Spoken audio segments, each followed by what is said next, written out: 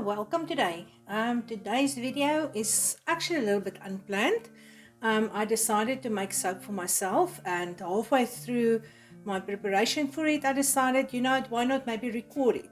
I've done the same thing yesterday, and yesterday for some reason I forgot to actually press the play button, or I don't know if I forgot or whatever, but I didn't record anything about it. So this is my soap that I made yesterday. It is the first time that I actually used Lard.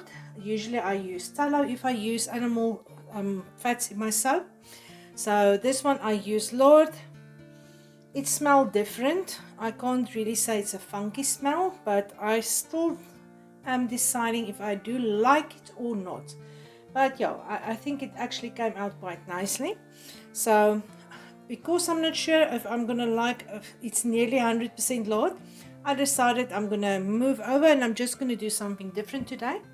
So what I've done here is I decided on 40% tallow that I'm used to use in soap, then 35% lard. So I'm gonna still add some of the lard in here. Then I've got 20% coconut oil and 5% castor oil in it. So this is how I make soap for myself. Most of it is it happens on the spot. Things changes along the line. So this is more a true reflection of how I make soap for myself and my family. So I start with a base recipe there, and then I just go with the flow. So here on my table I already prepared my lye.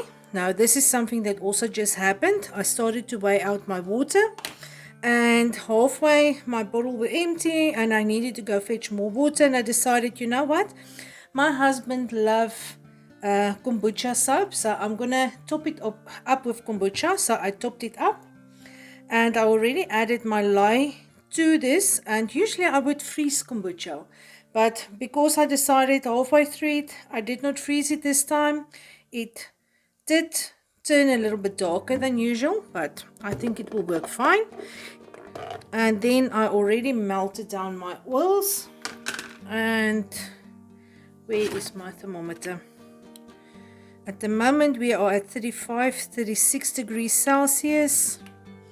This side is 38 degrees Celsius, so it actually cooled down quite a bit.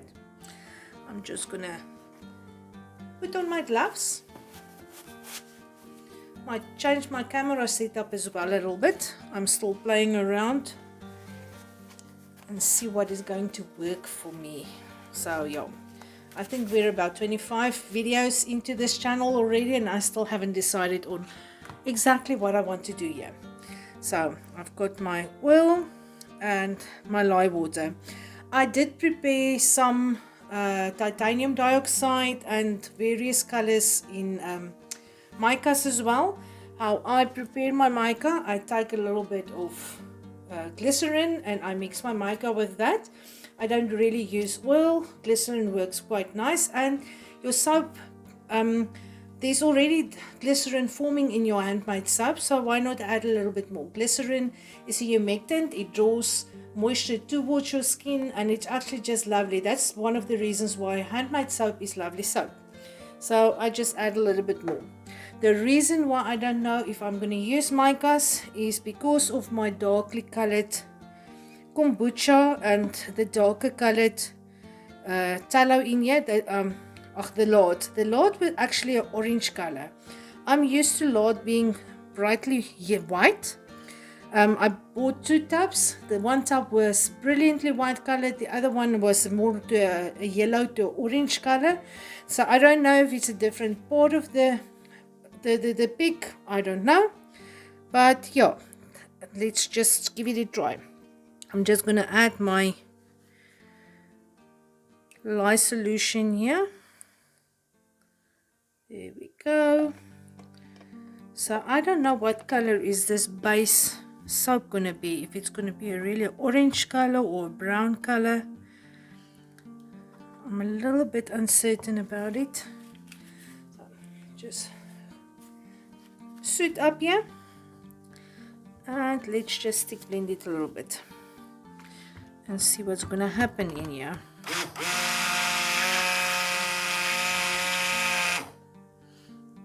Oh, it's a kind of a butterscotch color here.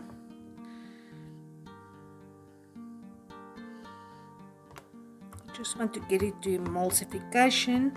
I don't want to bring it to trace yet.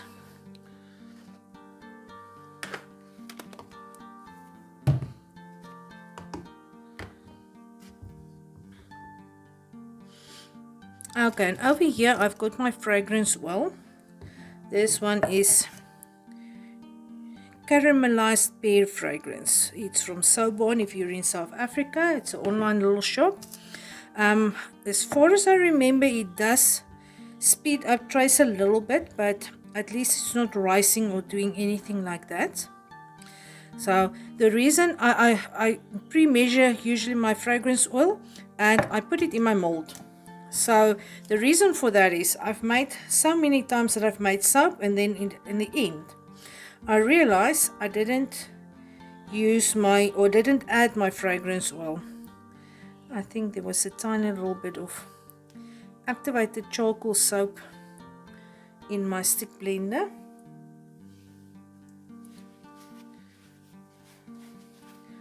Okay, there we go, not a big issue. So okay, caramel colored soap. I do want to do a little bit of a design in here. Just gonna pour some of it back that side. So now it's decision time. Should I do any colors in it or not?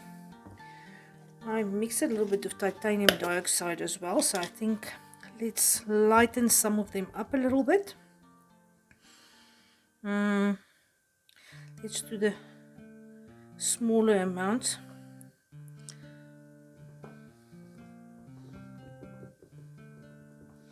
How much is this going to lighten it? Maybe I can add a little bit more.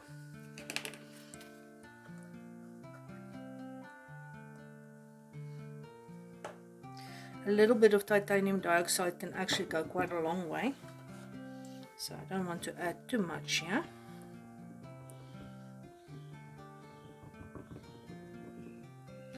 I will stick blend it in now. Let's just see for this side. I don't really want to go orange. So let's just burp this one, get it blended properly.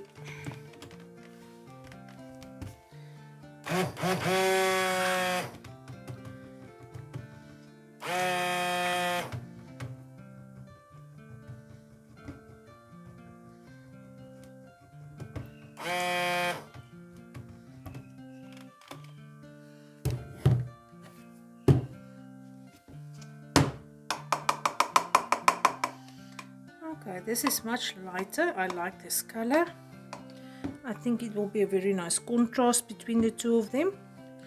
Now to decide, it's already going to medium to thick trace, so I don't think I'm going to be able to do very fancy swirls with it.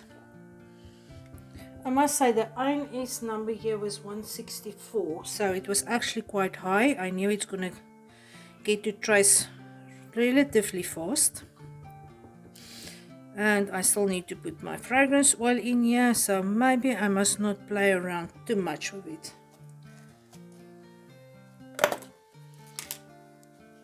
Maybe I must just do a little bit of a golden orange, a yellow drizzle on top of it. Okay, let's leave the micas on top. I'm not going to add anything inside. Yep, you see? This is now where I can be very indecisive. Let's add a little bit more than half here, the other bit that side. I'm just going to stir this in. It smells like a sweetie shop, not completely sugary. It's quite a sweet smell.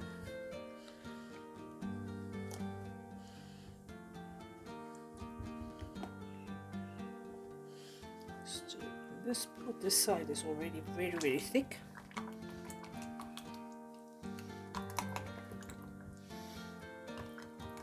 So I think I'm going to do sort of a one pot swirl here. Add them all to one side. going to be a quite plain soap, but plain can be very pretty as well. Just going to give it a few stirs in here, and there we go. Nothing too fancy about it.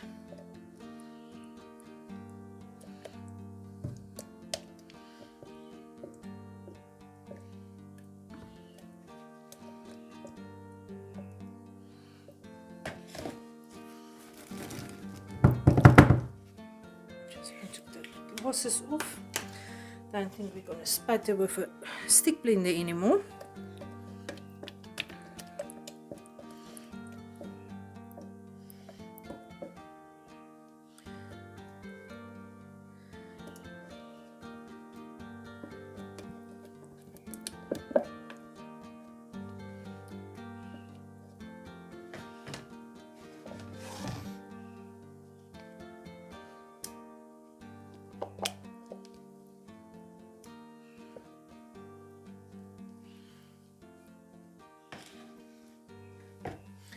Okay, there we go. Just want to smooth it out a little bit on top. I'm not going to fiddle with it inside. I really do hope we're gonna see a little bit of lighter and darker coloring, or a little bit of a marbling in there. So there we go.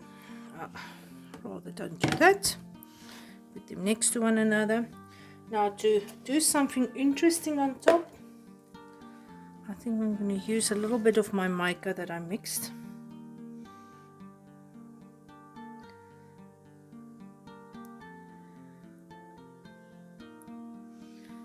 Just a little bit of a goldenness there. Let's do a little tiny bit of green in here as well.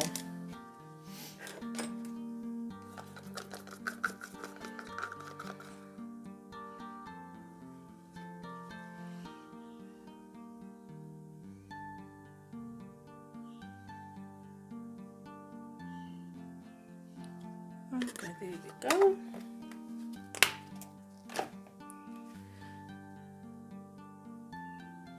It's a little bit too thick nearly here.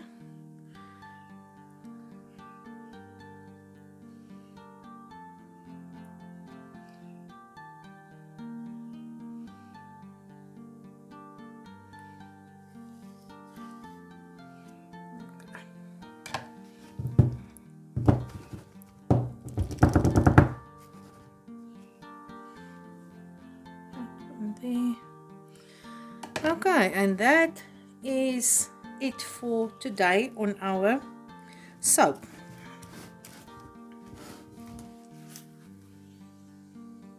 It smells very caramelly, so yeah, it smells very nice. I'm gonna just leave it. I'm gonna cover it up with a little piece of cardboard, and then we will leave it for 24 hours. I'm going to check it after 12 hours and see how it's going, and then maybe if it's early enough I can cut it, but I will show you the cut. Just something that I really never showed before, what I do with cleaning my stuff is I take a old cloth and I wipe everything off as I go, usually, because to clean this stuff off tomorrow, because many times people leave it for a day or so and then they put everything into a tub. Now hardened soap, you need to dissolve that then again, and for me it's just a big schlep. So I just wipe everything off very clean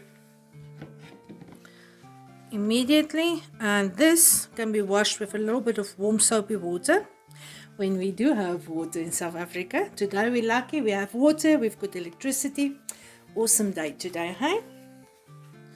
Can't complain about a single thing. And I also had yesterday, I had 2 little baby doves in my house that I had to take care of until Tanya came to fetch it. Tanya was in the previous video, the Appaloosa soap, or the Appaloosa inspired soap, was also about Tanya. Now Tanya, little daughter Abby, she's got the Abby's Ark.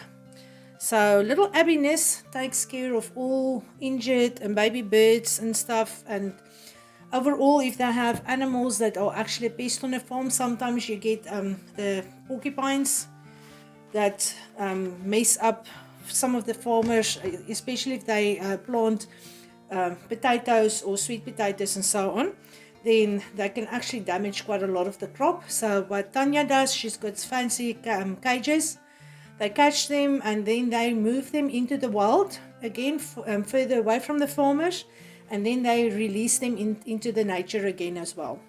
So these two little doves, I will leave a photo that you can see the two little babies. She came to fetch it today. Her little daughter will take care of them, feed them, raise them, and then they will try to reintroduce them into nature as well. So yeah, quite exciting. I had two little babies in here, two little birdies on my doorstep. That the nest actually just broke and we couldn't put them back into the nest, and so yeah, but we will take care of them as well. So that's about all the exciting stuff that happened here around my place today. Just tell me a little bit about your life in the description box, or not the description box, in the comments. I always mix the description and the comments up. So tell me a little bit about your life and what you are doing, and except for soap making, what other interests do you have? So I would love to learn a little bit more about you as well. And then you must enjoy your soap making. I will see you again in a week's time. So all the best for you guys until I see you guys again. Oh, I forgot to tell you about the rest of this thing. After I wipe everything clean, I use old rags. I've got old towels that I cut up and I wipe everything off of this. This I will leave for 2 weeks or longer into a rag bin, and when the bin is full or when 2 weeks are up, then I will wash this in my washing machine, because then all this soap batter is then soap. It's easy to wash it out of that. So yeah, I don't do the keep the tubs for 2 days and try to wash it then. I prefer to wipe everything clean. It's nice and clean. There's nearly nothing left on it. I can just wash it with the warm soapy water and then it's awesome. So yeah, but the rest of the stuff, the rags, leave it for 2 weeks, put it in your washing and wash it that way. So that is the easiest way for me that I like to do it. I will see you in a while with the cut. Okay, so I decided I don't really like the top of my soap. So the easy way out was to just take some mica powder, sift it over it and then spray it with alcohol. So it makes this nice and shiny golden effect on top. Plan A doesn't work, then you go to B, C, D, or all the way to Z. Now it's nearly 12 o'clock at night. I decided to just quickly come and peek in on my soap, and I realized that because of all the hard oils, it actually set up quite hard. I'm not sure if I'm going to be able to cut it if I leave it to the morning, so I decided I'm going to quickly unmold it now, so and then cut it. It's definitely softer than an all Lard soap. Lard is really hard. I think the tallow is softening it a little bit. It smells delicious.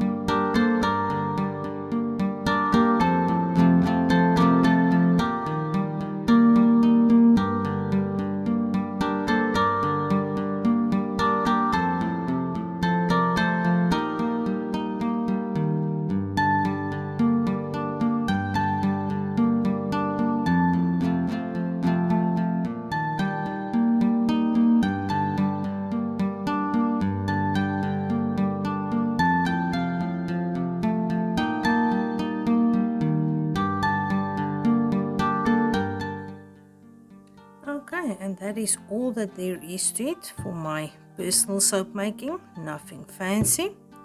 I believe this will end up as a very nice and hard soap. It's going to make a nice creamy lather to it. So yeah, that is real life in my home. So you guys must have a lovely day. I'm going to sleep right now. It's very late at the moment. I've got a poor chicken, male chicken. What's a male chicken in English? Cockerel is crowing at the middle of the night, or it's maybe the beginning of the morning. But I will see you next week again. You must have a lovely week, and all stay safe and healthy and be well. See you soon.